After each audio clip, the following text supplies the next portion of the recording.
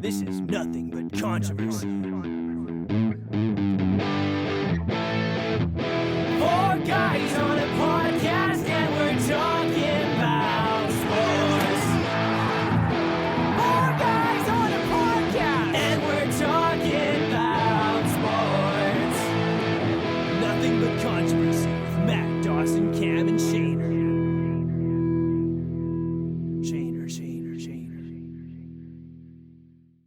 What's up, guys? Hey, and welcome to episode 51 of the Nothing But Controversy podcast. It's great to see you guys. first off, before we start, I'd like to congratulate the four of you. I believe you wrapped up your school year today, or school semester today. Oh, one more. Finished exams. Okay, finished exams. Love to hear it. So congratulations, boys. Here's to a great holiday break. Oh, yeah. Thank you. Shane, hope you can make it home soon. Oh, yeah. That would be nice. Okay, well, listen. We are officially 62 days away from the Super Bowl. 2 months. Wow. 2 freaking months. Hey, Liam, it's nice to hear you speak because this is your last day being 21 years old. It My is. goodness. Believe it or not. So We're coming up. yeah. Oh man. So anyone watching this, go ahead and stop what you're doing. Pause the video. Go wish our boy Liam a happy birthday. We'd all appreciate it. You are the man. Thank you. A lot of things happened this week. We're going to talk about a few things. The first topic, though, we're just going to jump right into, and that's the NFL. Like, a lot of stuff's going on. About 36 people tested positive for COVID today alone. 37. Oh. That's ridiculous. I don't get how the fuck that happened. Said it last week, but, I don't know if you guys have anything you want to bring up straight away. I really have one thing to say. So someone bring up something they want to go with. I think we all saw it by now. I think it's absolutely hilarious. There's 2 angles to this, but let's just get it out there. There's an elephant in the room. Urban Meyer, that report that came out. How many? They have 2 wins now. Yeah. One of them was a 9-6 win against Buffalo. Wait, am I missing something? What's the report? Oh, you didn't hear about this? You hear this? Okay, so I don't know. I don't remember every single detail about it. I remember the one thing that's been sticking with everyone is like he like believes his like assistant coaches are losers, and he challenged their resumes in a meeting. Like he gathered all the coaches and was like, forced them to like back up to prove you're a winner. Yeah. Like what have they won in the past? Essentially, he made them prove that they've won. Yeah. Damn. So I was watching First Take today, and Stephen A. He's usually pretty funny, but today he was actually serious, and I think he's right here. There's 2 angles to this. One of them is it's true, and he's just a shit guy. Which, personally, I didn't know much about him before this. I didn't know what to expect. Me neither. Yeah. Career. Or the other angle is it's not true, which I believe because, personally, why? Anyways. Like I said, I don't know well, maybe I won't take a stance. But so it's not true, but there's enough people in the building willing to conspire against you to put out a report this egregious and have you fired for it. Yeah. I don't know what you guys think about it, but I'm kind of, again, I just heard about this now. I got to lean towards it being true. I think, I don't know. I think I could see him doing something like that. Like he for God knows how long, he hasn't been in a position where he's gone 2-9 in a season, and the pressure has been on him. Like, what the fuck are you doing? And the whole debacle at the beginning of the year. I'm sure he's just fucking falling apart right now, and I wouldn't be surprised if he just did something stupid like that, because nothing he has done this year would prove otherwise to me. He doesn't seem like a great guy. Doesn't seem like a great coach. Like an absolute dickhead. Yeah, I think Urban Meyer's in absolute shambles right now, bro. yeah, that's it. And You saw it. I don't know if you guys saw it, but after the game against Tennessee, they lost 20-0. He goes for the coaches shake hands in the middle. Doesn't even look Vrabel in the eyes. And Vrabel used to be on his staff. Vrabel used to be on. Many coaches have done that. I feel like that was so overblown. We see that once a year at least of a coach just walking by pissed off after a loss. So I feel like that video was way overblown. that him Also, just you like don't if he just do that completely to- avoided him, that's something. But he still did go shake his hand. Obviously, he was pissed off. I've done the same thing at the Pee Wee level. Like I've shaken hands with a coach like that too at Pee Wee. So imagine losing when you're making whatever fucking $5 million. Urban Meyer's making your names in reports every week. No, I mean this with understand peace that. and love, but how pissed off can you be when this is your 9th loss of the year and you're fucking like 2 or fucking 10-2? Like Yeah. he's used to it now. Fucking shake the guy's hand. He used to be on your staff. That's what I'm saying. Like if it was just some random guy, like whatever, but like they literally used to work together. Like I don't know, it's a little bait for me.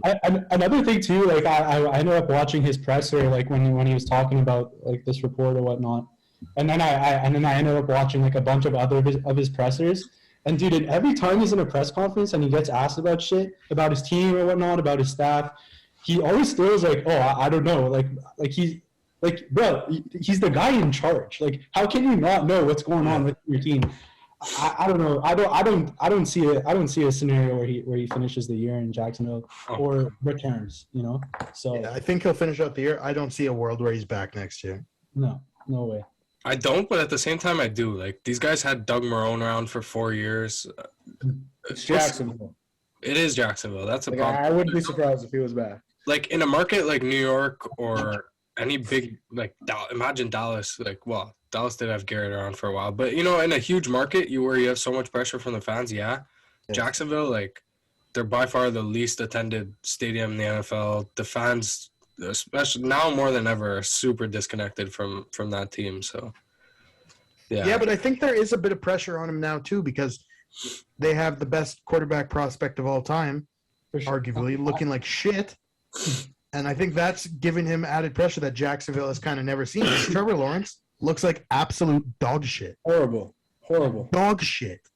yeah, that O line's brutal, really bad. But Didn't he say something about that O line too? Like basically saying that like they're getting paid to do nothing right now. Is essentially what he said. yeah, What and are also you he also stirred some shit up with the receivers. That was in that report as well. Marvin Jones and him got in a big fight apparently. I mean, their receivers have been pretty bad too. The whole team's been bad, but like, so to call out one group of players on your team, I could see why it doesn't sit right, especially with a vet guy like Marvin Jones. Like at a certain point, I thought it was maybe he was like doing it on purpose to get out to maybe go back to college, but now all the big schools are filled. So like, I don't know what's happening. Like if he was like, oh, I'm doing this because I want to get fired, I want to get like the Notre Dame job. Okay, but now Notre Dame's covered. Oregon just got covered. Like, I don't know what he's doing anymore. I genuinely believe like he's lost this entire team and didn't he have to like retire for a year or two because of like heart issues like when he was Something like Yeah. dude he's never been this like he's never been in a shitty position like this since probably then, and he's clearly fully under pressure in my eyes. I really don't see him coming back. I think that this entire locker room is lost he's lost the entire locker room. Yeah, I have to agree. And listen, we're speaking about coaches here. Like, we're getting to the nitty-gritty of the season. Like, we just finished week 13. We're going to week 14. There's 5 weeks left. People are going to start talking about major awards. And the one major award that I just want to talk about, coming back to coaches, is Coach of the Year. And I think that there's a lot of great candidates. And this is not only because I picked him at the start of the year and not only because he's the Saints coach, but my endorsement for Sean Payton for Coach of the Year is stronger than ever. This team has no. And it's still not very strong. It's not happening, bud. It's not happening. If it's stronger than ever, it went from like 0%. Let me finish, please. 0.5% chance. To me, if Sean Payton finds a way to get this team into the playoffs, he is undoubtedly Coach of the Year. Absolutely. No, that's not true. I disagree completely. not. The Titans have used the most players in NFL history on their roster this year already. There's still 4 or 5 games left. You look at the Chargers, what their record was last year. What was it, 4-12, 6-10? They were terrible. The Saints have been without their starting quarterback since week 5. Patriots are absolutely going off. The Cardinals are going off. Cliff, bro. It's not happening. Look at He's the probably roster like and look at the 10th on the Saints list roster right right now. He's like 10th God, on I'll the put any amount of money you want on Sean Payton not winning the Coach of the Year. Like any money you want. Name your price. Let's do it. All right, we'll see. See. He probably won't even be in like the top 3 finishes. If the Saints make the playoffs, he should absolutely be in it. That's a big if. That's also a huge if. That's what I'm saying. That's what I'm saying. That's what I'm saying. There was a point at the beginning of the year where I said, you know what, you might be onto something. And in the last 4 or 5 weeks, I just no. To me, he lost that race a while ago. We'll see, man. Just like going from Jameis Winston to Trevor Siemian and Taysom Hill is not going from Tom Brady to whatever scrap you want to name. Like Matt Castle. Yeah, yeah. I think that's always a controversial award because, like, especially this year when no one is a runaway in like team wise. Yeah, like it could go anywhere. Like that's it. This is always one of those awards. Yeah. Okay, I have one question about awards though. How likely do you think, like, how much of a case does Micah Parsons have in each of your eyes to like legitimately win Defensive Player of the Year? Defensive Rookie, he locked it up last time we spoke about this, which was like 6 weeks ago. That's not even Yeah. No, I think Micah Parsons is the Defensive Player of the Year. I think he absolutely has that case. He would be the second ever defensive rookie. Okay. And the last one, yeah, was Lawrence Taylor. So, right now, I think he's like plus 300. He's tied with Myles Garrett in betting for Defensive Player of the Year. The way he's going off, if he finishes the season the way he's played in the past 2 weeks, I think it's going to be him. And he gets the edge because he's a rookie and because of what he's done on a defense that has been so bad for how long? How long have we been talking about Dallas's defense being maybe the worst in the league or bottom 3 for sure? And now he came in and it's like, I don't want to say Dallas is fun to watch, but like when Micah Parsons is on the field, it's must watch TV. Well, we said that at the beginning of the year, though. Like we said, I didn't have Dallas drafting him. I don't think any of us did, but like we knew he was a game changer. The fact that he slipped to 11 is crazy. And the fact is, you don't even know what position Micah Parsons is playing on any snap. You don't know what he could play. He could start at middle linebacker. And I saw someone say this, and I don't remember who it was, but it was an NFL analyst. And they said if Micah Parsons purely rushes the quarterback, he'll lead the league in sacks. If Micah Parsons plays purely middle linebacker, he'll lead the league in tackles. I think it was Ryan Clark.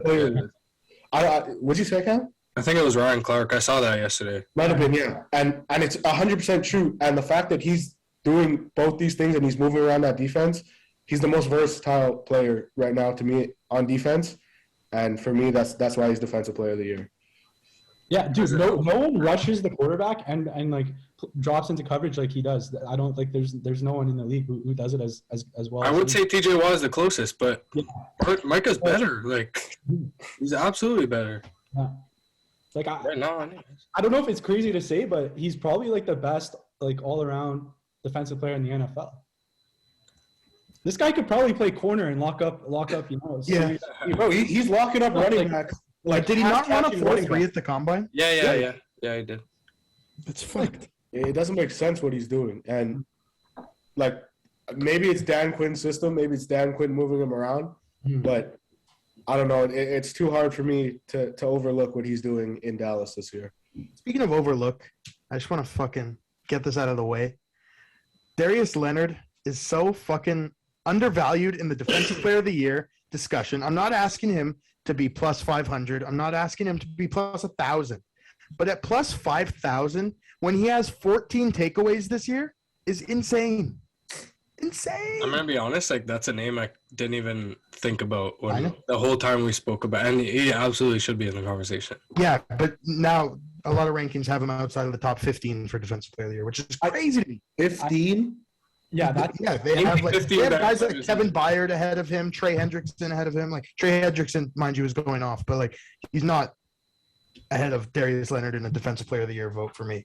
There's a lot of a lot of defensive players having really good seasons this year that like Matt Judon is having a fucking that's true. That's true. Rob Quinn's going off in Chicago. I think I don't know if he's leading the league in sacks, but he's up there. Bro, there's a lot of guys who probably in another year would be in the conversation. But this Davon Diggs, another guy on the Cowboys. Robert Quinn has 14 sacks. Yeah. He's in his like 15th year in the not actually, but he's No, he's old. He's old. yeah, no, he's been around. How many sacks is TJ at? TJ is going to break the record this year. I don't know. Well, he Like, got hurt there. He sat the second half of Thursday night. True. It's true. he's at 16. Wow. TJ Watt's at 16.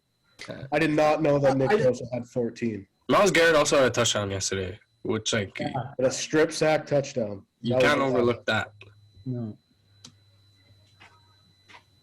Yeah, What a week. Another crazy week in the NFL. All I gotta say is I'm getting tired of the Giants, boys. It just gets more heartbreaking every single week.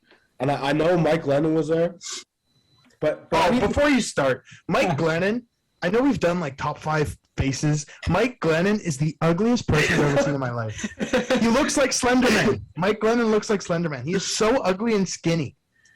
Like, if you told me he worked at Canadian Tire, like, I would believe you. yeah, Oh, bro. hideous, but man. I just don't understand. Well, I understand why they keep losing because they're absolute shit. They're terrible. They're a terrible team.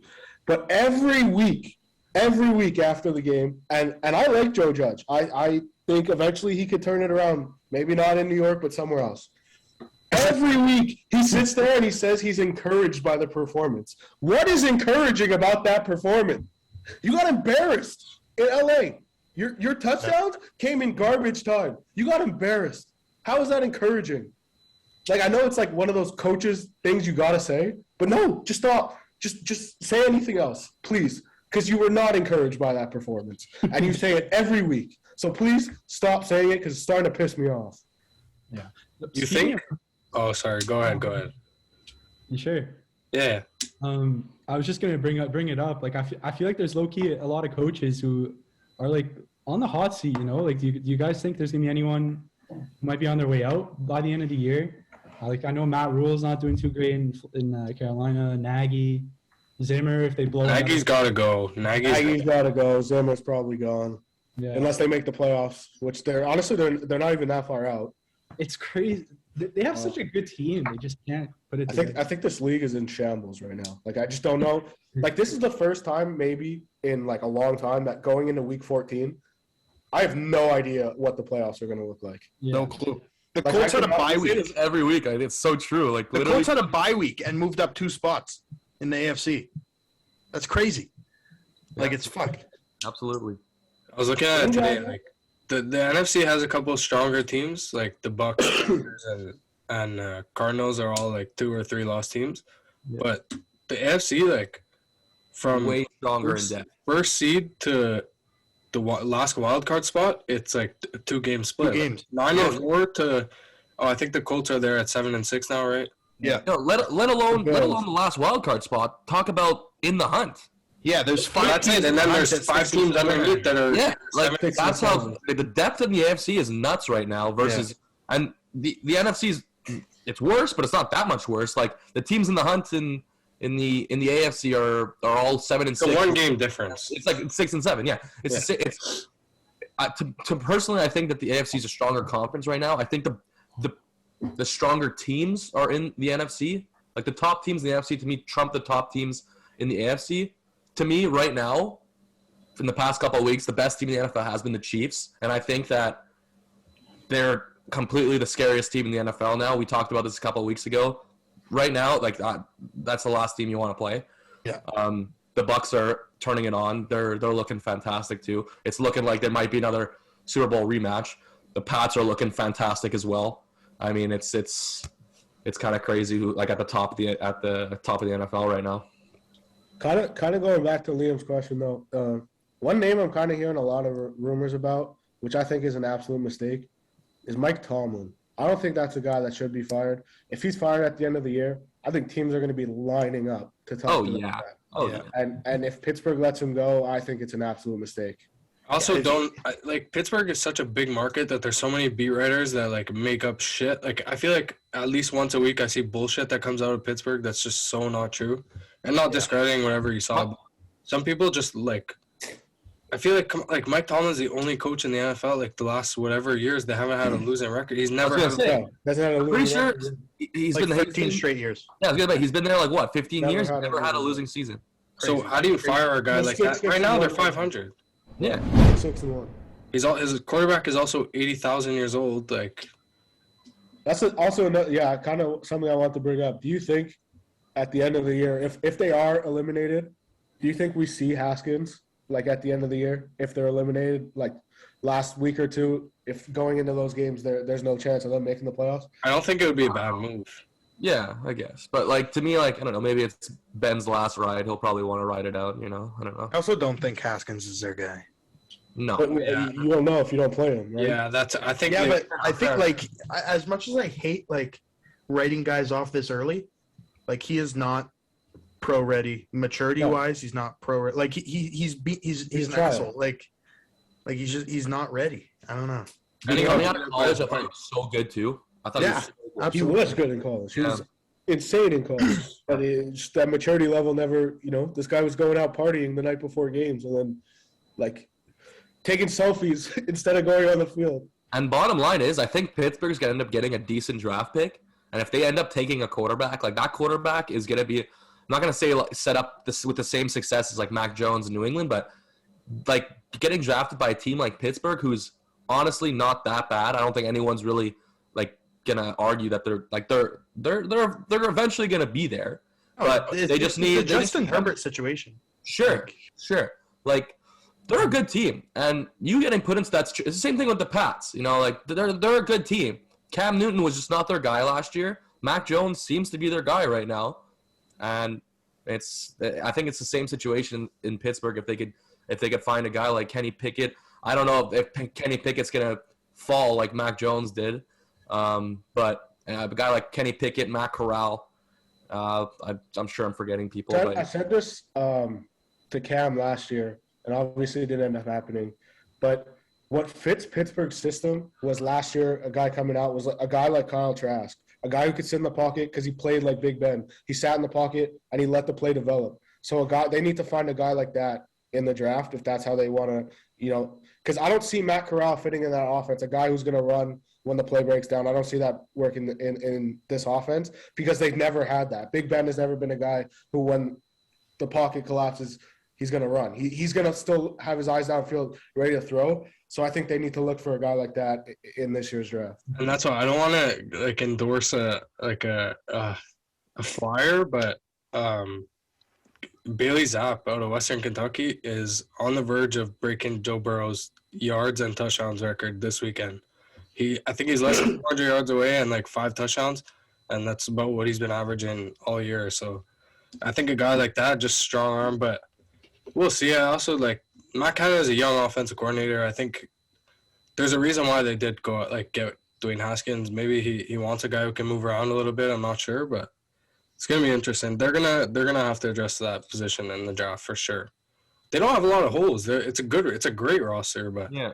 I mean, if Claypool stopped being an absolute idiot. That's what I was about to say, man. I was about to bring that up. But they're also like, just quickly before we move on, Baltimore's 8-6 and Pittsburgh's 6-1. Like Pittsburgh's a winning streak away from winning the division for all we know. So Yeah.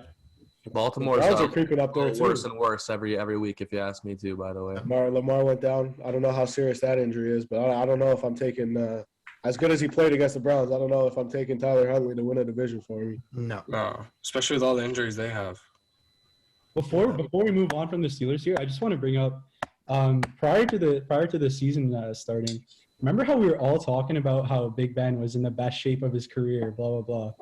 And we all saw him on LBS was having a field day on Thursday night. Big Ben, like, every time he got hit, looked like it was going to be the last hit he took in the NFL. He was getting absolutely ragdolled. Yeah. It's like hard to watch. You see a guy go down like that, you're like, fuck. Not that I don't feel bad, but it's legitimate comedy to just like. Oh, bro, it was so. Just watch him on the ground. He like rolls around like he's like Peter Griffin when he gets pushed down the stairs. His arms like up. It's crazy. Hey, listen, as bad as it was to watch a guy like that, like get beat up and stuff like that, the guy's pump fake might be the greatest of all time. First of all, I don't think I've ever seen a pump fake that amazing. And a couple of his balls were absolutely unbelievable. That ball to Freiermuth at the end was the best thrown ball of the game. One of the best ball. Unbelievable throw. to fit it into that tight window.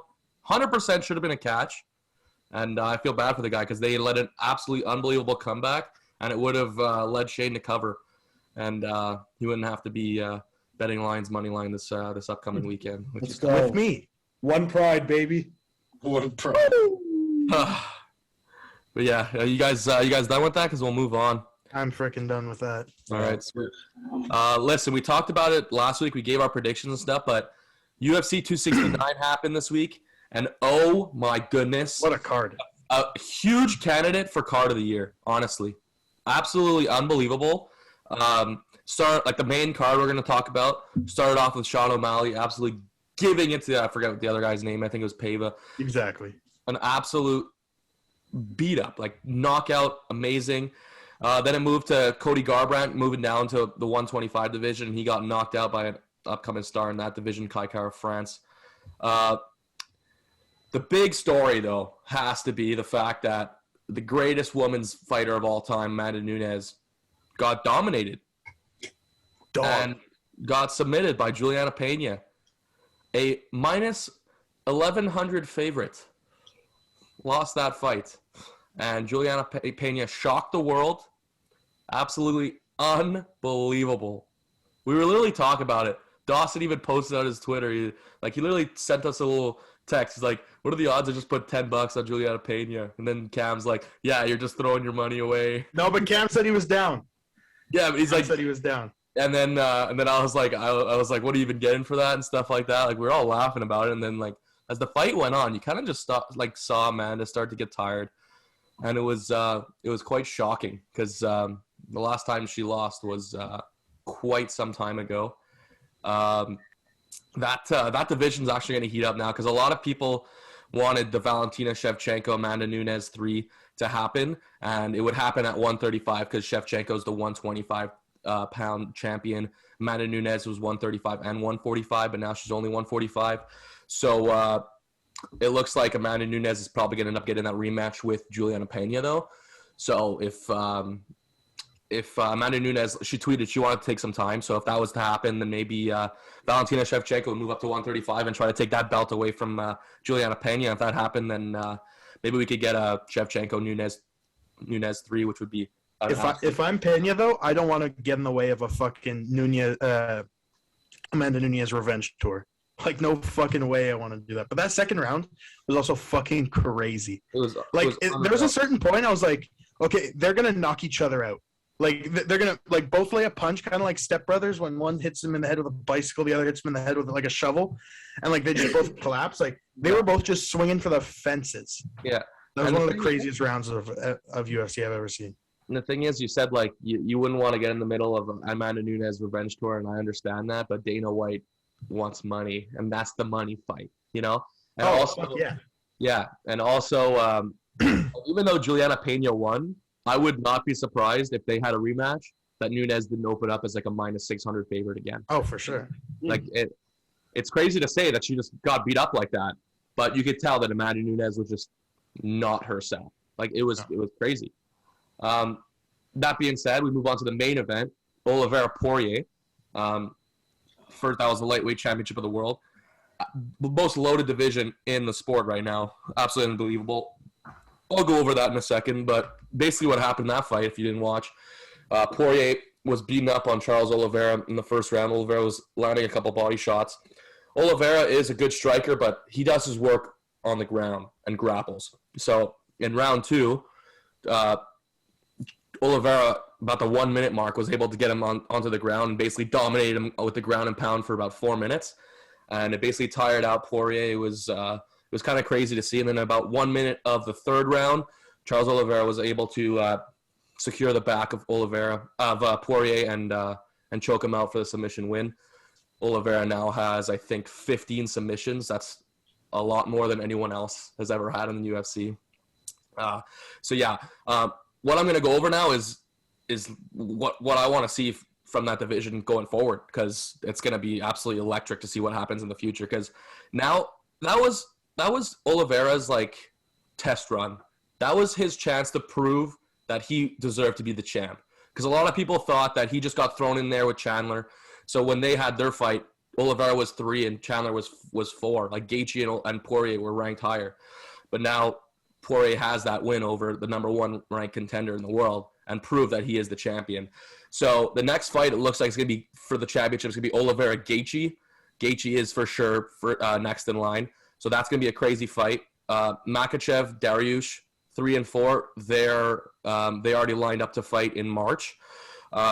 So what's going to happen in there? That's a title. That's a number 1 contender fight. So whoever wins that fight is going to end up fighting the winner of Gaethje Oliveira for the championship. Now that Poirier lost, it looks a whole lot like we're going to see Poirier McGregor 4. That's got to be the money fight in all of UFC. So what I like to see is whoever wins. This is hypothetical, but whoever wins between Poirier and McGregor would fight the loser of Gaethje Oliveira. So let's say on the same around the same time of the winner between Makhachev Dariush again for the championship, it would be the winner of Poirier McGregor against, let's say Gaethje lost. Let's say McGregor won, Gaethje lost, would be like that, and then the winner of that would get the fight for the title shot. So to me, everyone wants to see McGregor fight for the title because McGregor's the guy. But the only way I see him getting that title shot is by getting past Poirier again and getting another top 5 win in there before even getting a chance at the title. But it's gonna, all that division is just absolutely loaded. It's nuts. Like there's also like, I agree with you, but there's also no discounting the chance that McGregor just moves up a weight class or 2. He's at like 200 pounds right now. He's at 190, yeah. Yeah, I know he's rehabbing, but like he could just say, "Let me stick my foot in another division and terrorize some people," and then, I don't know what kind of shape he's in anymore. But gotta be easier at his age to fight a little heavier than to go through the weight, like the cut at camp.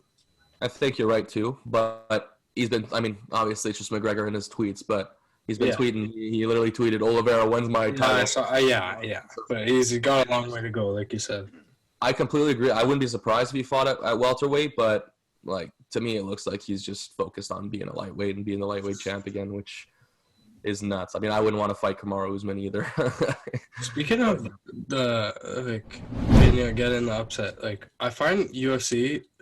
I mean, I'm sure they do, but they should be paid so heavily by betting sites for the marketing and like promotion that they do, like in the 10 minutes before a fight, because I was watching that, and that's why I said same when you said I want to put $10 on it, Dawson, because I was like, I watched a little like preview that they did for Pena, and I was like the videos that they put before the fights, especially for underdogs, make you, well, at least personally, I don't know how you guys, but I'm literally like, wow, they have a chance every single time. No matter, like, even they get knocked down 10 seconds right before the fight, I'm like, I want to throw a bunch of money on them. Like, it's actually crazy. No, it's fuck. That's why. That's the exact reason why I got hyped. I was like, yeah, that was it. This bitch is gonna win. I know it. And then I would have. And I'm like trying to talk myself out of like the psychology behind it and just be like, relax. Like, there's a reason why this fight's not gonna be close, whatever. And then shit like that happens, and it just brings me right back in. All I gotta say, if I did bet on her, she would have lost. So you're welcome. Yeah, that's it. That's it. All I gotta say is that Vegas made a whole lot of money that night. Let me tell you, because personally, me too. I even bet a bunch of underdogs. I mean, I had a 4-person parlay of O'Malley, Cara France, Nunes, and Oliveira, which would have won me quite a bit of money. And the one person that I would never have thought would have lost. Literally, like, I don't think I heard one person say Juliana Pena was gonna win. Like, I know you said in the group chat, but it was a joke. You know, like no one actually said, okay, this girl has a chance. Like, everyone was like, this girl, it's a write-off. You know, like it was. Cam also said a lot of money laundering gone wrong. Guys trying to clean some cash, bet fucking $300,000 on. But I bet I'm curious why guys are betting like $700,000 on, like, let's say like next week, like the Cardinals to beat the Lions. Like, why would you bet $700K to win not even half of it? Or sometimes like, sometimes the payout's literally nothing, and it's like, oh, it's a legal way to turn this $700,000 wad of cash into clean money. $800,000. The Lions are gonna win, so it doesn't matter. Yes, sir. We'll get to that later. Also, I'm pumped for UFC 270. This turned me, like, I was a UFC fan before, but this card turned me into like a fan. Dude, it's getting me nuts. 270 might even be a better card than 269. Yeah. It's literally the heavyweight championship of the world. It's Crazy. like it's gonna be the craziest fight. And we got like last year's fight of the year with Figueiredo and Moreno going for a third time. Like that's nuts. Who else is on that card? I forget. You want to watch a good fight? Brunson. Watch Figueiredo Moreno the first time they fought. They went 5 rounds. They drew, and like you think Nunes and Pena beat each other up. These guys like, I thought they were getting wheelchaired out of there, but they were both standing. So, 2 dogs. It's gonna be a sick card in January. I'm excited. Yeah. You got Derek Brunson, who's an absolute he's so funny on Twitter. He's a middleweight, very funny guy. Fighting, he's number 3. He's fighting number 4. That's probably gonna be next in line for Israel Adesanya after he fights at 271 in Houston against Robert Whittaker, which is gonna be maybe fight of the year as well. Which is gonna be like I'm so excited for that. But yeah, the UFC's got a very bright future. That's all I gotta say. It's a great time to be a fan. The transition you're setting up right now. What do you mean? What doesn't have a bright future is the CFL. Oh. The CFL is in shambles. Grey Cup happened yesterday. Great game. Great Mike. game. Great game. Absolutely. All-time low on viewerships. Oh, Just yeah. over 2 million. Just over 2 million households tuned into the Grey Cup. Not great numbers, but I was one of them. I was one of them too. Proudly. Yeah, I was not. But man, like, as good of a game it was, and like as good as Hamilton played, it's just the fitting end to this season that Winnipeg dominated the absolute entire season. So congrats to the Winnipeg Blue Bombers. But what a game! Like Hamilton really put up a fight. Obviously, didn't help that Dane Evans went down very, very early. Weird injury too. He said, I actually saw a tweet from him today that said he had already injured whatever he injured, and he was trying to, no, obviously not as severely because he was playing. Yeah. Whatever happened, like he got grabbed around the head there for whoever it is. But it seemed like Masoli came in and balled. I was looking at his stats and it looked solid. I didn't watch the game, but he completed 20 out of 25 passes. Did he throw a touchdown or not? I think so. Yeah. He threw Yeah, in he a- did. Yeah. Looked like he came in and was serviceable. The call by Mike O'Shea to play the wind in the fourth, that was the best. Yeah. That was amazing. That was one of the best things I've ever seen.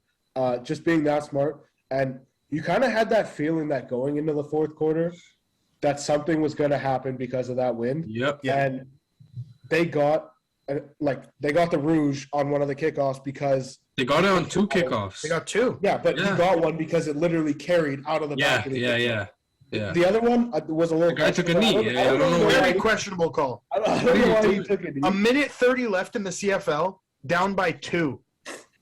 Shades of 12-year-old Matty Ice. Oh man. Oh man. But yeah, That wasn't a rouge, though. That was a fucking safety. I questioned why he took a knee in the end zone there, and they would have ended up winning, right? Because he kicked the field goal, they would have won by 1. Yeah. But I disagree with Zach Caleros winning. That's what player I of was the going to Oh, say. Terrible I- call for the MLB. He was horrible. He lived the fucking first three quarters. He played for Hamilton. Yeah, That yeah. was bad. Like, I don't know, but I thought to me, Adam Bighill had the best game. Okay. He was absolutely a force in that game, as he always is. Obviously, won Defensive Player of the Year. But Zach Caleros winning, it just shows that it's always going to be a quarterback that comes out on top. You know who should have got a little honorable mention is Winnipeg's kicker. Sergio They went Castillo. 5-5. I saw a thing from him too. Yesterday was a year since he got cut from the Jets. He went 1-4 in a game against I forget who, got cut, and then came to CFL and now won a Grey Cup. That's a pretty cool story. Good for him. And went 5 for 5 in the Grey Cup. So He won the game essentially. 5 for 5, 2 rouges on kickoffs. that's 16 points right there. Like he might have been MOP good MOP candidate. Absolutely. But no, I don't know about you guys. I'm kind of worried for the CFL. I don't think it'll ever go under, but the viewership is just It's scaring me a little. I think we've said it 100 times. I think you got to make a transition to NFL rules. Yeah. Like, I don't know. I think it's obviously tough with the way, we're used to this for the past 108 years, but the field's got to shrink, I think. You got to go to 4 downs. And Yeah, that's the one thing. You can't go to 4 downs and leave the field as big as it is now. You can't. But then you'd also have to cut a Teams are player. going to finish with like 100 points. Yeah. Yeah. But like, thinking about it, wouldn't you want to see more games like that are like you're scoring more? Especially this Yeah, year. but Like, what defensive player is going to say, hey, let me go to Canada where my stats are going to get absolutely blown up? What's the point in playing? I'm never going to make it back to the NFL.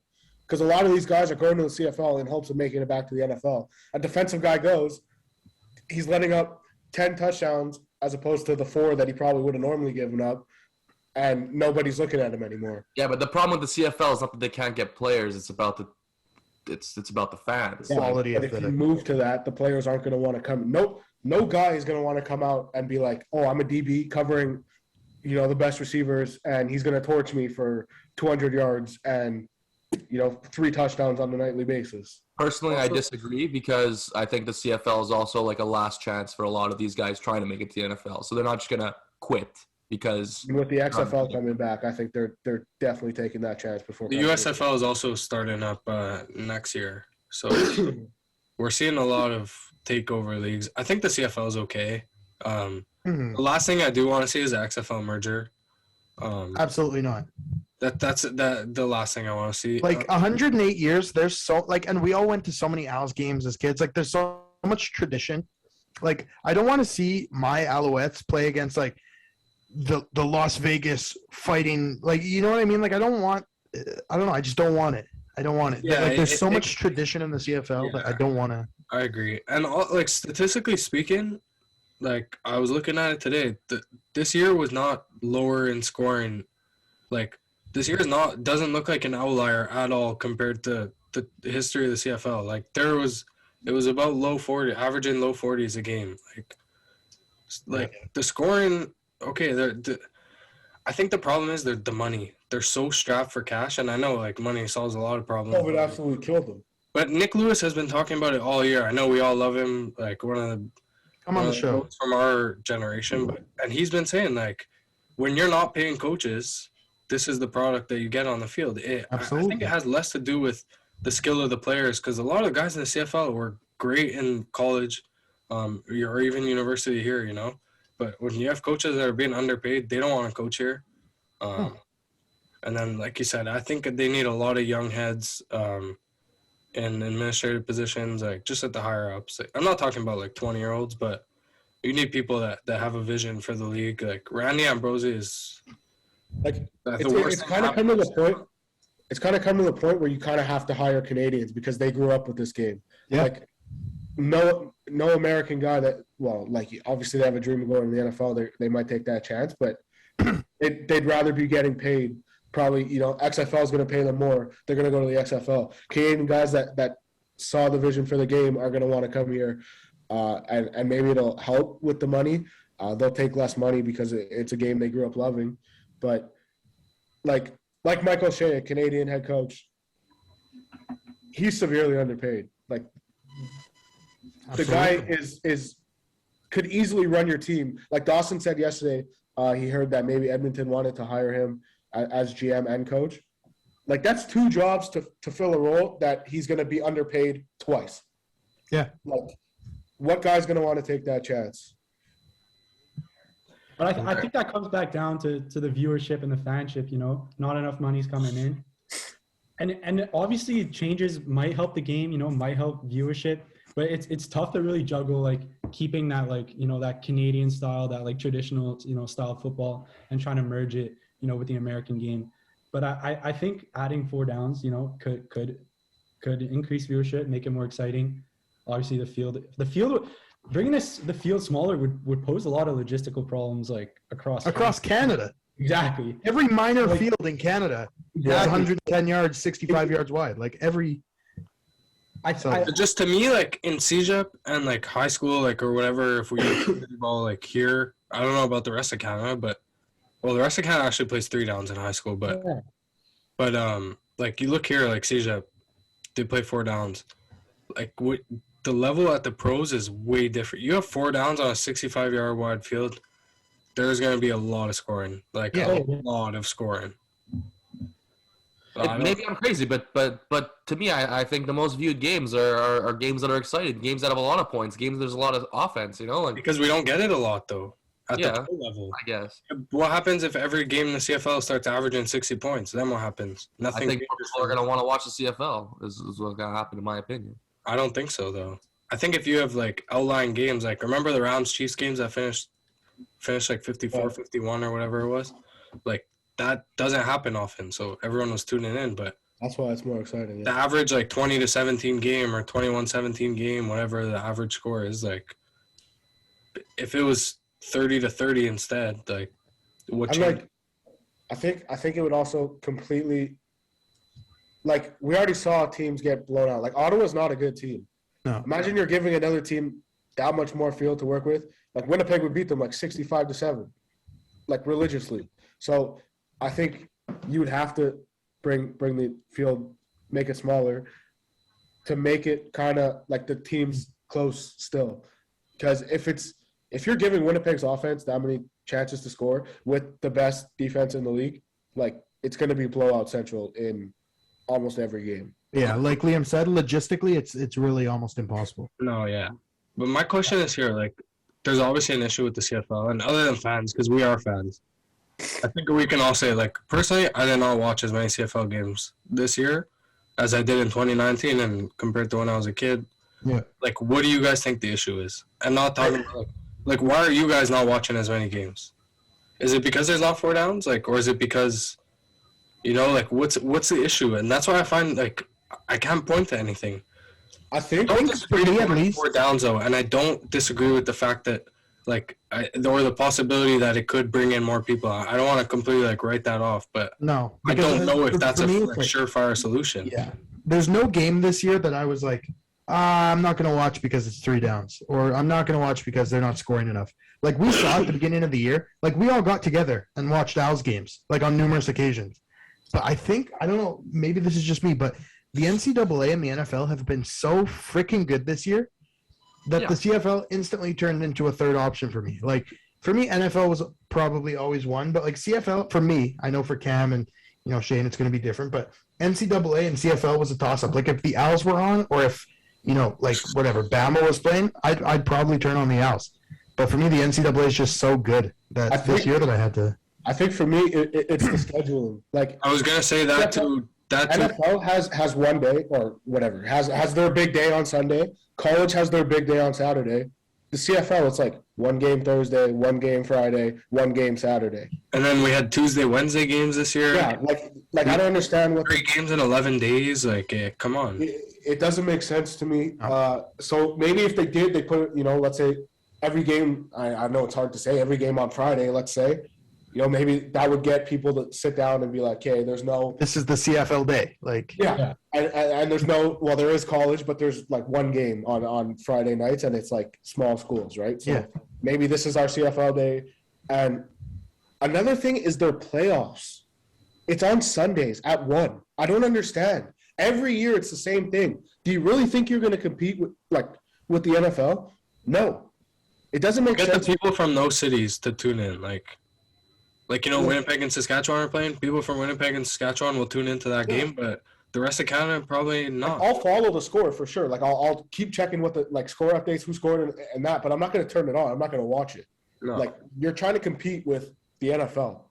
I also think, But Shane, you're also like an avid sports fan. Like, you know, like a fan like you is not the problem. The problem is football fans that just don't watch the CFL at all. Like, they just don't watch it anymore. You know, like you actually pay attention. You watch some games, but like if the CFL could have a bunch of fans like you, like the CFL would be fine. But there's always been this stigma. yes, that I personally hate that the CFL is bad football. The players in the CFL are bad rejects. Like, that's not true. Players in the aside from CFL Ottawa are this so year, that talented. is completely not true. Absolutely. No, Ottawa's but not for nothing. Again, every single player on the Ottawa Red Blacks roster is a fantastic football player. I'm not saying who's watching together. the Jags this year, other than Jags fans? Exactly. I'm not saying together they produce good football, But again, everyone on the Jags is a fantastic football player. Yeah. I think one more thing with the CFL is I think the fact that like COVID messed up their schedule so bad this year, and I think you can still point fingers to the top of the CFL like in general. Someone's fucking the dog up there, but like no, but seriously, like Yeah. there's no reason for the season to have started as late as it did. Then you have to cut to 14 games, and then we're this late into the year. Like I guarantee there's people watching Bears Packers and like. Or started with Bucks Bills and then went to Bears Packers instead of tuning into the Grey Cup. Yeah. And it reflects, like it's reflected in the viewership numbers. So it is really sad. I hope next year we're back to like completely the old schedule. I do like the idea of establishing one day though. Yeah.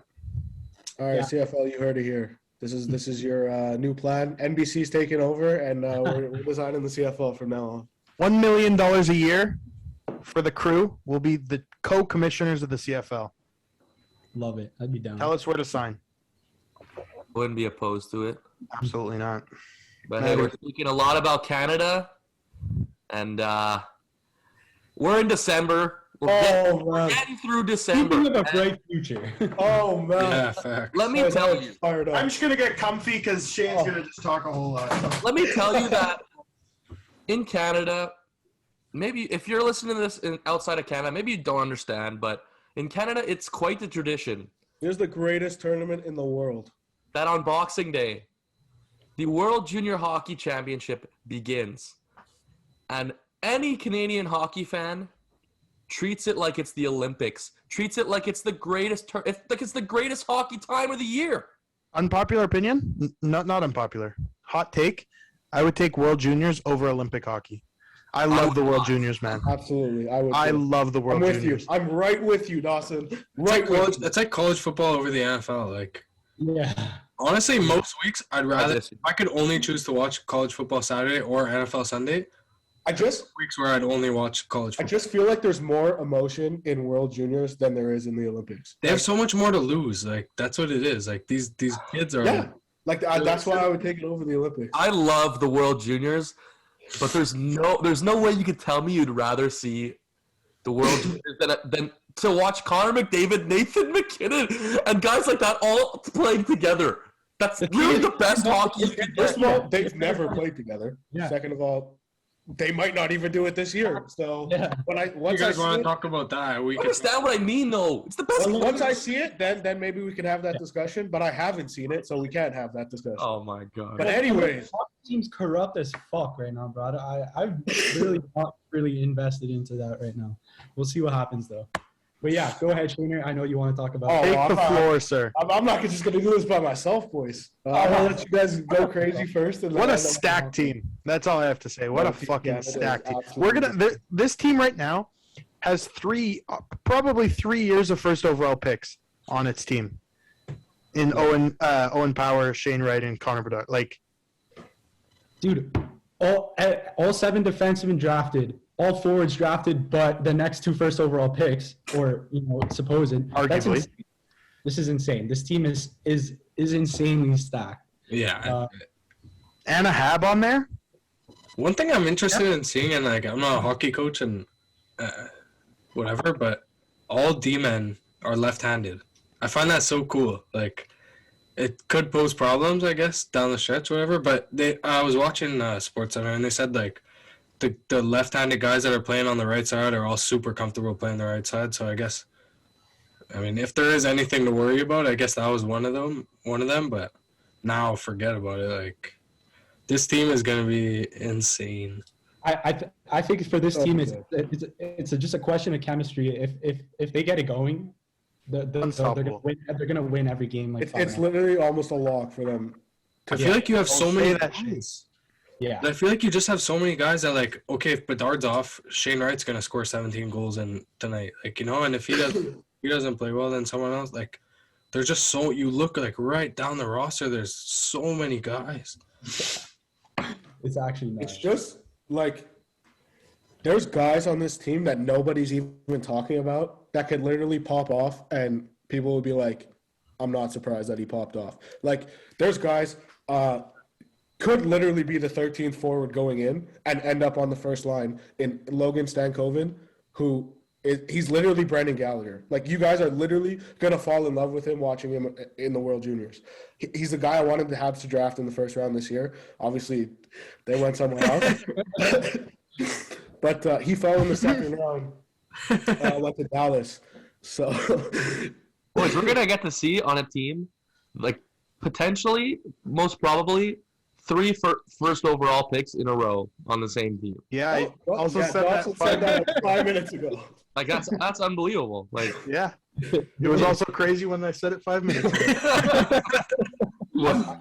I strongly believe that Canada has the guy that's going to win the MVP in this tournament, and that's going to be Cole Perfetti, coming back from his second year. Right now, everything I've seen, it's been him or Gooley who's going to be the Canadian captain, and I don't think you could go wrong with either one of them. Craig Button went off about Caden Gooley being the captain. He thinks that should be the choice, which, that's great for Habs fans watching.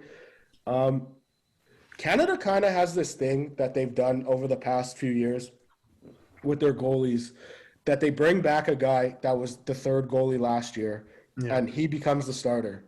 So right now, Garant is slated to be the starter. To me, I think Sebastian Cossa needs to be the starter. He was a first-round pick this year. Sorry? That guy's a fucking beast. Absolute animal. He was a first-round pick this year by Detroit. He was the first goalie off the board in this year's draft. I think they're going to go in rotating goalies and see who rides the hot hand and who's going to get you to that gold medal game. But Canada, it's pretty weird to say that Canada's got the best odds when they might only have the third best goalie in this tournament, because that's how good their team is. And I think it's going to be a Canada against either Sweden or Russia gold medal, depending on. To me, right now, I think Sweden's that favorite out of that group, but it just depends what Yaroslav Askarov we get. I was gonna say he's back for the third year now, right? He's back, and this guy is the best goalie prospect in the world since Carey Price in 2005. Yeah. Well, we've seen him in this tournament stand on his head, and then last year he was a little. Absolutely. That's what I'm saying. Like, we don't know which one we're getting, right? So if we get this guy who's playing in the KHL this year that's got like a 950 save percentage over this year, Russia's probably letting in less than 1 goal a game on average, and we're going to see Russia-Canada again in the finals. If not, Sweden's got such a great team, man. It's so deep, and their goalie, Jesper Wallstedt, was also a first-round pick. He was the second goalie taken in this year's draft by Minnesota. he was there last year too, no? Yeah. Yeah. I think he was more of the number 2 last year, I think. Yeah. I think they were big on swapping goalies last year. That's the thing is a lot of teams swap goalies, and that's not really something Canada or Russia has really done. So it's going to be interesting to see if Canada does go that one goalie and if Askarov does get tired throughout this tournament. But another thing I'm interested to watch is Finland. They've got 10 underagers on their team. 10 guys draft eligible in 2022. I don't remember the last time that's happened. Except for maybe Denmark or something. But not a team as big as Finland. I find Finland one of the most fun countries to watch in international tournaments. No matter what it is, they have so many guys that just I don't know. It's a different type of skill. The Finns, I find. Yeah. Quick, great hands. And they always sneak into a bronze medal game. Always. And I wouldn't even be surprised if they were, that fourth team. Yeah. I don't really like the States this year. The States have been good the past couple years, and they've had solid goaltending. They've had Primo, they've had Spencer Knight the past couple years, so they've really relied on that. This year, they don't really have that guy. Obviously, I could be wrong. I didn't think Canada had that guy either until Devin Levi absolutely stood on his head for Team Canada, brought them to the finals. But the States, I wouldn't even be surprised if they didn't medal or even get into a medal game. Funny because they're number 2 in odds. They have the second highest odds, which is made that. Yeah, so we'll see about that. But another guy that's not getting talked about, and it's obviously because Connor Bedard is an absolute freak, but it's Michkov in Russia. Yeah. This guy's also 16. He's the same age as Bedard. They're going in. They're 1 and 2 in the 2023 draft. Like I said, this guy's 16, and I would not bet against him to score the most goals in the tournament. Isn't he lighting up the KHL right now too? Yeah. Like He's playing pulling off. in He's absolutely disgusting. crazy. Like he's playing in pro sports at 16. Him and Bedard have been tied together since they were 15 and will be until they retire from the NHL. Like it's like one of those Crosby Ovechkin. Yeah, it's essentially what it is. And they're kind of two different players. You know, Bedard's kind of that guy who's gonna get those assists. He's gonna be that flashy playmaker. And Michkov, like most Russians, he's gonna snipe it from Crosby anywhere. Ovechkin. Yeah, he's gonna snipe it from anywhere on the ice, and he's gonna be electric. So I'm excited to watch him. He actually is the person I'm most excited to watch in this tournament, like of everybody, even including Canadian players. He's the guy I'm most excited to watch because he tore up the Hlinka Gretzky last year. Like he broke the record for most goals scored with like 3 games left to play.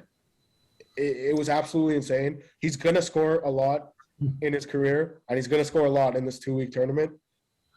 But if you're a Habs fan, top 10 pick this year, guaranteed. It's a lock at this point. Top 5 might be a lock. Fuck. Yeah, unless Carey Price comes back and wins every game he plays. But there's a lot of guys that are draft eligible that are playing in this year's tournament that are really, like, you need to watch. In Finland, they got 2 guys. They got Brad Lambert, who's a right-wing center. He's a top 3 pick in my mind. He'll probably fall, actually. Weirdest Finnish name I've ever heard. I was gonna say Lambert. We were talking about this yesterday. I was like, wait, what? Yeah. Yeah, I thought you made a mistake. I was like, you fucking idiot. Yeah, Brad Lambert. He's gonna go. Oh, yes. Team China in the Olympics has a Steve Smith too. Like, Jesus Christ. They also got Kemmel, who's a right wing, who's gonna be a top 10 pick too. Russia, the guy who's gonna be setting up Michkov throughout this tournament, Yurov. He's a top 5 pick. He's a dynamite Russian player that Montreal kind of likes their Russian guys now. They went away from them for a while, but I wouldn't be surprised if they're sitting somewhere around 4 and this guy's the pick if he's there. And then Logan Cooley for the States as centerman. Obviously, Montreal's lacked centers for as long as we've been alive. So a guy to look at for the States should be their number 1 center. It's going to be exciting if you're a Habs fan. A lot of guys to watch. Caden Gooley, Kapanen in Finland, guys Montreal already drafted. So it's an exciting time to be a Habs fan, I guess. I mean, if you're not watching the Habs, if you're watching the tournament. Yeah. 2 future Habs and Shane Wright and Connor Bedard. Yeah, that would be nice. Or Michkov. I'll take Michkov. I feel like the Habs have had like a nice streak of exciting guys in the World Juniors over the couple of last Yeah, years. Cole Caulfield. Yeah. Exactly. Ryan Paling when he won MVP. And Exactly. I think in that tournament, Paling was captain. Romanov was not captain. Romanov won. Best of Romanov was on the first team All-Star back-to-back years. Yeah. You know, like there's been an exciting streak of guys, and there's no shortage of that this year as well. You know, so that's exciting to see for Habs fans. Cole Caulfield and Trevor Zegras was something to watch last year. Cole Caulfield was maybe the most underwhelming player in World Juniors, like in the last 5 years. He was absolutely terrible in the World Juniors. I thought watching him and Zegras was so fun. Yeah, that's because Zegras made it fun. Yeah, I guess it's the same thing this year too. I mean, Zegras is absolutely lighting it up too. Oh man, Calder, lock it in. Said it at the beginning of the year. I say it now. Trevor Zegras.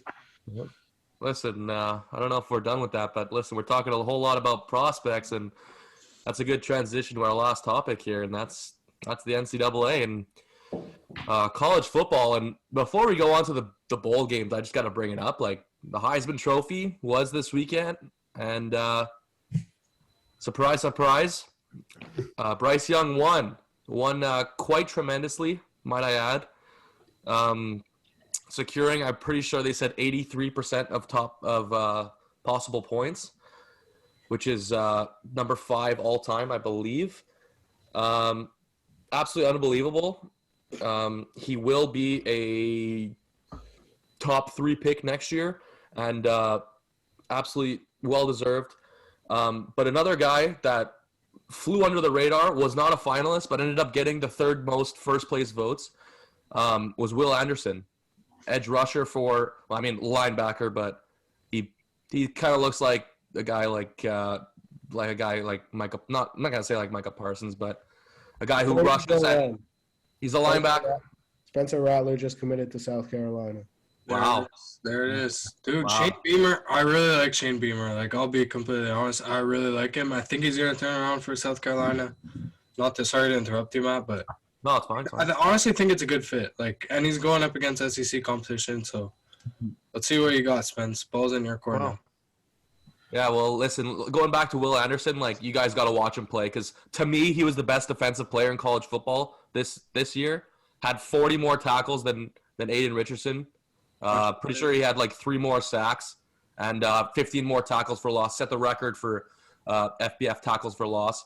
And he's going to also be maybe the top pick next year. He's a sophomore next year, so that's not going to happen. He's not a sophomore next. I'm pretty sure he's draft eligible next year for sure. He's a freshman. He's a freshman. I've been looking at a lot of mock drafts, having Bryce and him go 1 and 2, but maybe I'm wrong. He's a freshman, but either way, I don't think he's the best defensive player right now. I think he is next year. I really like Hutchinson, bro. Hutchinson's a game wrecker. Played a lot. I know he's a sophomore right now, but yeah. Regardless. But yeah. Anyways, he got the third most first place votes after Hutchinson and Young. So that's one big name you got to watch out for next year because he's a projected top 3 pick right now. And I think Bama's future's kind of bright because right now their sophomores are. I said this to you last whenever we talked about it. There's something about Alabama linebackers that always look so good in Alabama and then come to the NFL and it's like, who was this guy? How did he was a can't miss prospect and now here we are, we missed. So he's gonna have to do it, I think, for another year and then another year after that for teams to not be scared to draft him. I don't know, man. I don't think we've ever seen a prospect out of Alabama like this. I feel Dante Idaho and CJ Mosley were pretty fucking crazy. Fantastic, but they were middle linebackers. They weren't edge rushers like Will Anderson. And they're both solid linebackers in the NFL. Absolutely, yeah. CJ Mosley's been pretty disappointing. Since he signed that contract and he left Baltimore, absolutely. He's played like 6 games since then. Well, probably more now because he's played a lot of this year, but Something about Bama defensive players, letting it up in New England. I'll say that. All right. Well, congratulations to Spencer Rattler on his new commitment. Breaking news, breaking NBC news. But I told you boys I had a secret think fast for you. Okay. I know Shane and Cam are going to have fun with this one. If you don't have an answer, don't put one up. I'm not going to put any up because I don't have any educated guesses. But I have 6 or 7 of the biggest names in the transfer portal right now, and I just want some of your opinions on where they're going. Right with. Well, Shane, you can just let me know out loud then. yeah, I'll be doing that as well. Well, fuck. Well, obviously we just saw Spencer Rattler go to South Carolina. Go Cox. But there's some other huge names. Started off with Bo Nix. Shane, any projections? Anywhere but Florida. What about Central Florida? I think he stays in the SEC. Yeah. I wouldn't be surprised to see LSU make a run at him. Okay. Cam. You don't think about UCF and him going to rejoin him like Gus? I don't know. I think he absolutely hated playing for Gus Malzahn. Yeah. To be honest. Oh, you think? Yeah. Yeah, absolutely. Did you see them last year? He was fighting with someone different on the bench every game. I don't know. That's a hard pick. I think he's one of those guys where, like, again, number 2 prospect right behind Rattler coming out of high school. Number 2 quarterback. Sorry, not number 2 prospect at all. But and now, like, all he's done is run for his life. He's won some big games, undefeated against Nick Saban. Which is a funny stat. But yeah, I saw Nebraska today. Is he got it? Yeah. He's going to want to go somewhere where he's going to win, and he's going to be the guaranteed guy. That's where it's hard for me to think of an SEC team that's desperately needing a quarterback that he's in for. Okay. I didn't think this through super well. It's going to be hard for you guys to answer. So I'll just leave it to you. Of the guys on this, not on this list, but of the guys in the portal right now, do you have any projections or hopes for where you want to see guys land? Who else is on your list?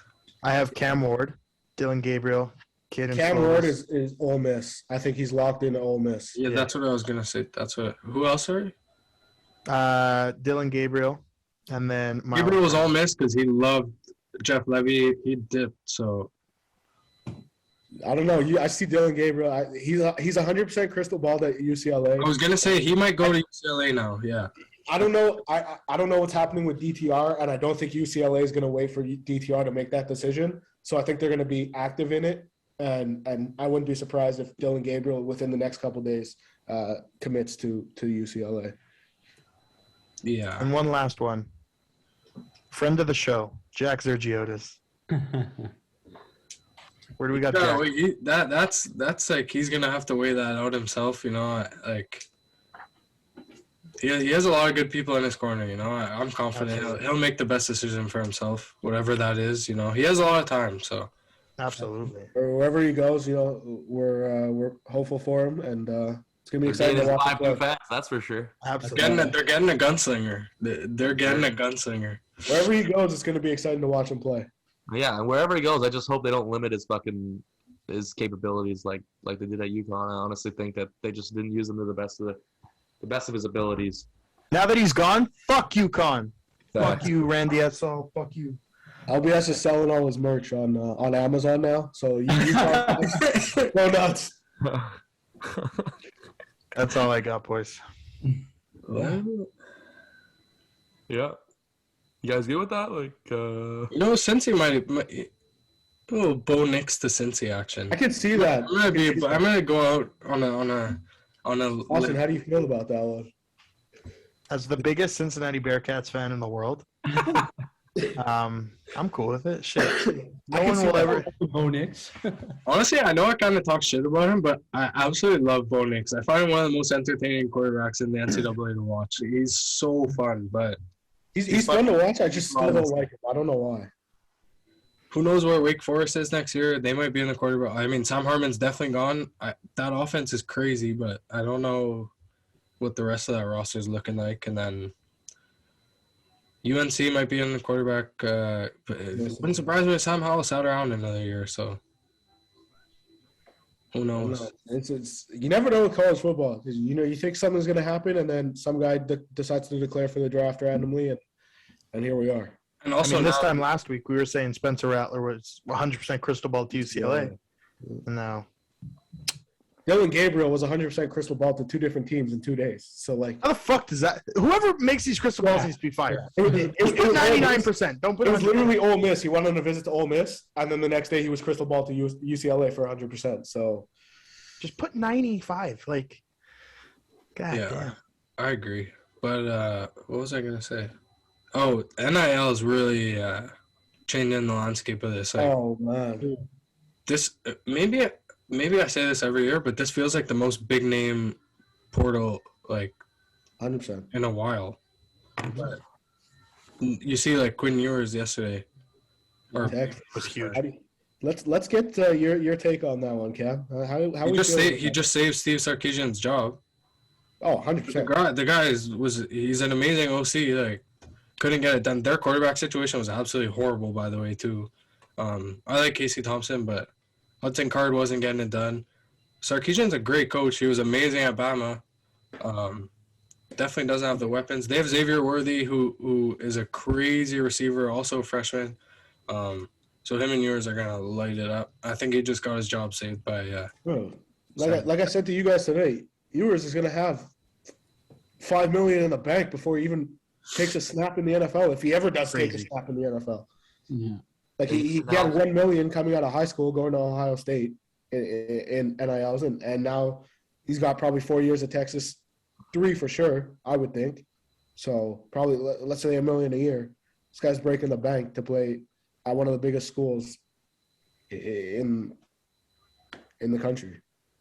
He's Go ugly. hands down though, right? He's ugly and he's terrible at throwing the ball. Like mechanically, anyways, that's not what you want to see. But man, he's like the next coming of like a Guy could ball, kick a It's ball. crazy. Boys, they just announced that in 2024 the Super Bowl is going to be in Vegas. All right, see you there. So Oh, that is man. crazy. Book your fucking flights, boys. And We'll be at episode fucking 150 by then.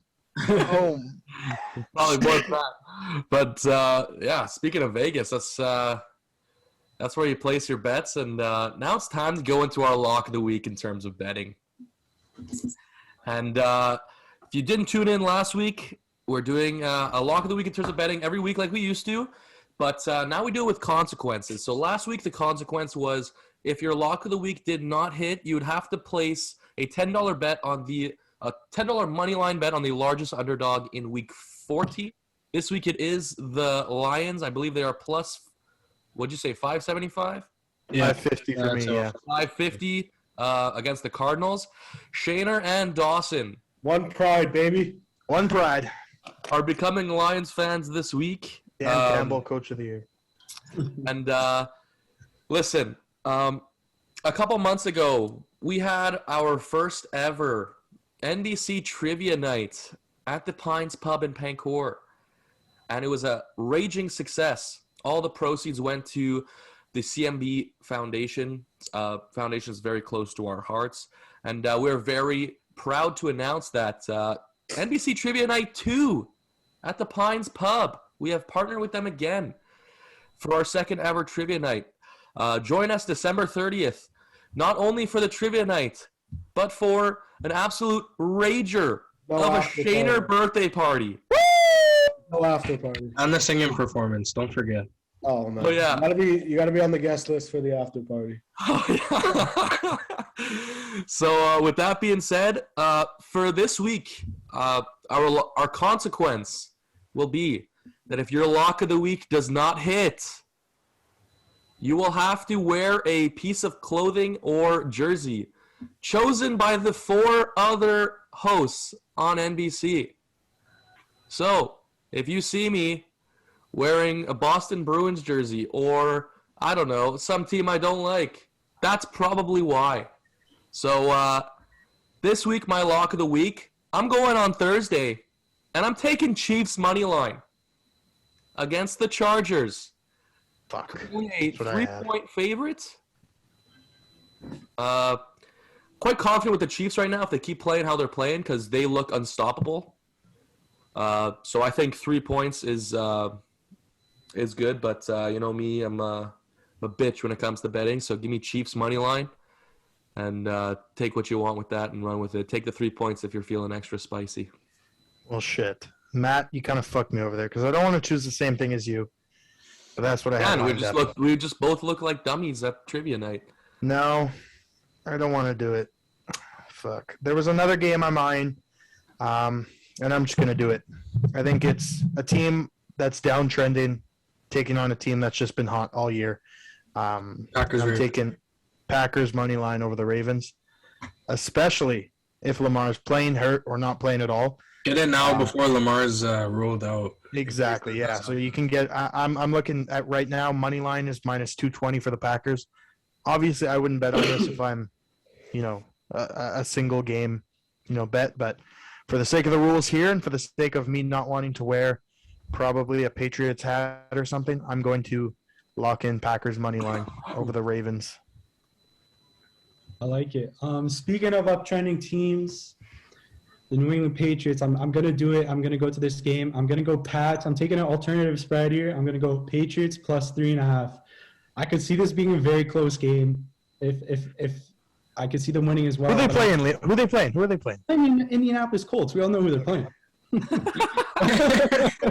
LPS has been slamming down some Coronas during this podcast. Let me tell you. It's not even done, but yeah, Pats plus 3.5, alternative spread minus 150. I could see this being a close game, and so I like it a lot. I think I found another NCAA football lock of the century here. I love BYU. They had a bit of coaching drama. Their coach almost took the Oregon job or was supposedly in that conversation. They're playing the second place team in the Conference USA West in UAB. They're sitting at 8-4. Like, congrats on the record. I haven't heard of UAB in a few years, but BYU is the 13th ranked team in the country, and they're only 7-point favorites right now. Not any big name opt-outs from what I know. Maybe Algier, but even then, give me BYU -7, lock of the century. Was this UAB's first season back, or was that I think they were back last year, but yeah. Anyways, I'm going against LBS. Gainer, baby. lock fight. I'm taking the Colts -2. So technically, we could both still win LBS. Good. It could happen if the Colts, hit a last-second field goal, win the game by 3. I can see it. We're in this together, buddy. So I'm going Colts. Dawson, make sure the boys don't let me down. I'll rile them up for you. And we're going Colts -2 to end it off, baby. I don't know why, but I feel like Shane is just gonna go on like a 10 Oh, constant yeah. streak. Like, Fuck you. but yeah, hey, that does it for episode 51 of the Nothing But Controversy podcast. Like usual, minimize this video, give us a like, subscribe, go follow us on Instagram. Make the video big again now. Oh, make the video big. Now you can see And our watch pretty Shane. faces, and now watch Shane go in for the big smooch right now.